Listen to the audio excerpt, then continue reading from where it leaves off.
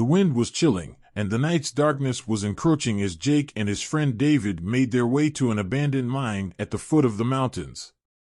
They were captivated by the legends surrounding the old mine and were determined to uncover its secrets. However, Jake had been haunted by a strange premonition since before their departure. He kept it to himself, walking ahead with an uneasy feeling. Arriving at the abandoned mine, Jake and David passed through a weathered iron gate surrounded by a tall fence, stepping into the darkness of the tunnel. Their flashlights illuminated the path ahead, revealing rusted or hanging from the walls. Jake suddenly felt a sense of suffocation and an eerie presence. His premonition was growing stronger. Note: I've provided the English version of Chapter 1, which contains approximately 136 words. If you would like to expand it to 200 words or have any other requests, please let me know. As they arrived at the abandoned mine, Jake and David passed through a rusted iron gate surrounded by a high fence. The night was growing colder, and the wind whispered through the trees. Their flashlights cut through the darkness, revealing the decaying walls of the mine. It was eerily silent except for the occasional drip of water. Jake couldn't shake the uneasy feeling that had been haunting him since before they left. He decided to keep it to himself, not wanting to worry David, who was clearly excited about their exploration. But with each step deeper into the mine, Jake's apprehension grew. The mine's interior was damp, with rusty mining equipment scattered about. The tunnels seemed to stretch endlessly into the blackness, and Jake couldn't help but feel a growing sense of dread. He had heard stories of this place being haunted, and the oppressive atmosphere only fueled his anxiety. Suddenly, a faint sound reached their ears. It was a barely audible whisper, like a distant murmur carried by the wind. Jake's heart raced as he strained to make out the words, but they were elusive, like ghosts in the dark.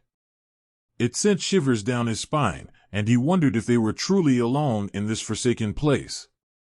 He glanced at David, who appeared oblivious to the eerie voices that seemed to surround them. As Jake and David ventured further into the abandoned mine, the cold wind howled through the dark, and a sense of unease gripped Jake. His premonition had been gnawing at him since before they set out, but he kept it to himself, pressing on with trepidation. As they delved deeper into the mine's depths, their flashlight beams illuminated rusted or hanging from the walls. Jake couldn't shake the feeling that something was amiss, that they were being watched. He whispered to David about the strange sensation, but David dismissed it as nerves. However, their journey took an eerie turn as faint whispers, like distant murmurs, reached their ears. At first, they attributed it to the wind, but the voices grew clearer and more distinct. Jake strained to make out the words, and to his horror, he thought he heard a chilling message: "Run." He tapped David on the shoulder, panic in his eyes, but David, oblivious to the haunting voices, encouraged him to keep moving deeper into the mine. As they continued down the tunnel, Jake noticed phantom lights flickering around corners. He felt a growing unease, but David was excited, urging them forward. The lights would vanish each time they turned, leaving nothing in their wake.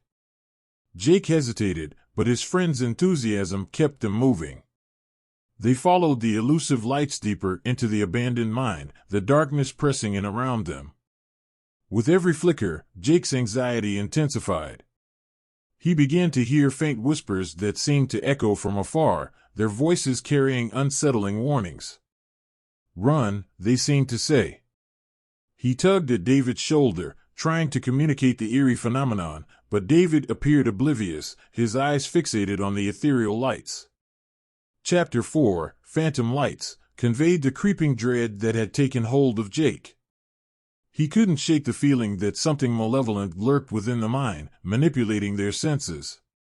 The lights and whispers played tricks on their minds, foreshadowing the deeper horrors yet to be uncovered in the haunted depths of the abandoned mine. As they ventured deeper into the mine, Jake began to experience disturbing hallucinations. He perceived distant laughter and screams that seemed to echo through the tunnels, and shadows appeared to writhe in front of him.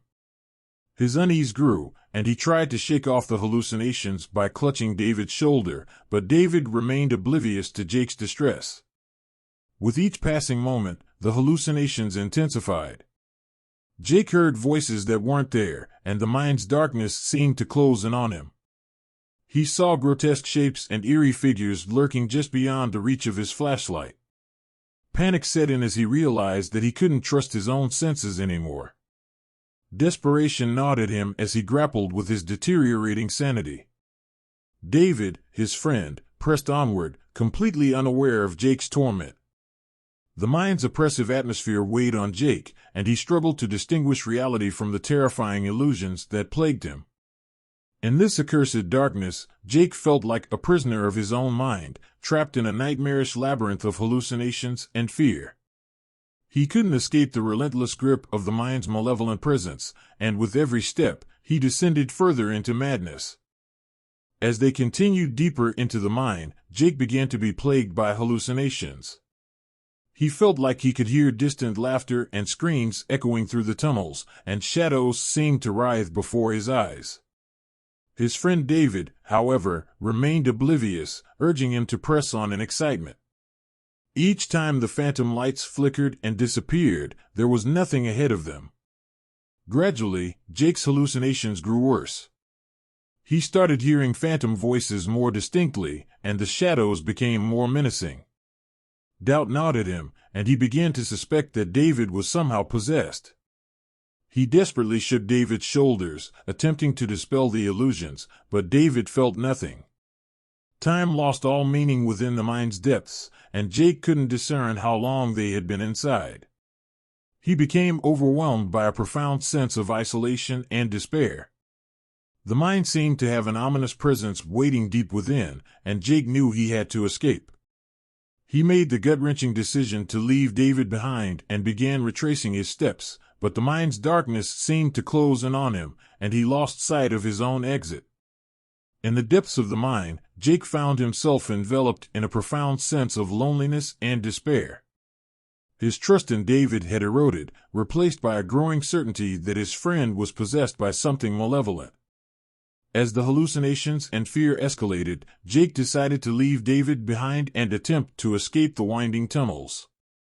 Desperation clawed at him as he retraced his steps, yet the passageways seemed to stretch endlessly, and he couldn't find his way back.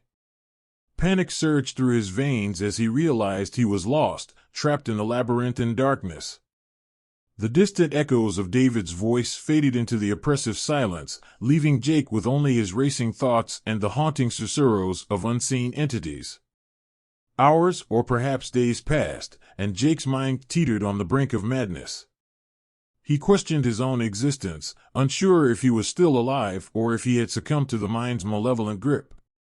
The mind, it seemed, had become his tomb, and he was condemned to wander its cold, foreboding depths forever.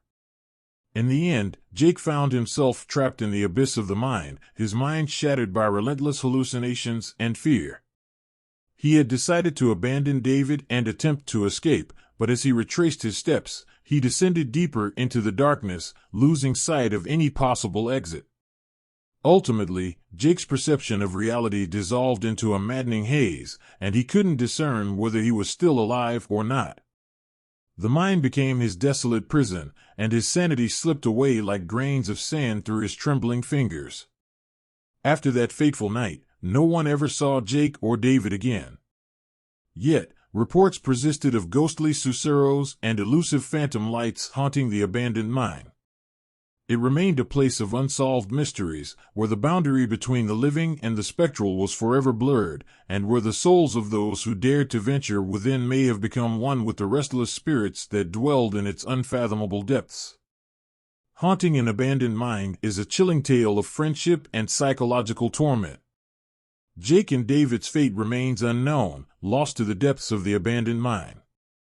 The story explores the relentless grip of fear and hallucinations as Jake descends into madness, haunted by ghostly whispers and elusive lights.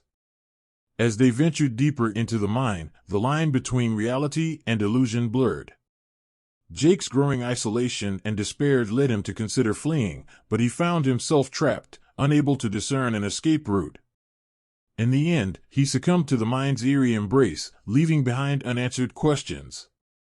The mine, forever concealing its secrets, occasionally reveals its sinister presence through ghostly whispers and fleeting apparitions of light. The unsettling events in this abandoned mine serve as a cautionary tale, a testament to the unknown horrors that can lurk within the depths of forgotten places, where the boundaries of the mind and reality become indistinguishable, and where the darkness holds its secrets close.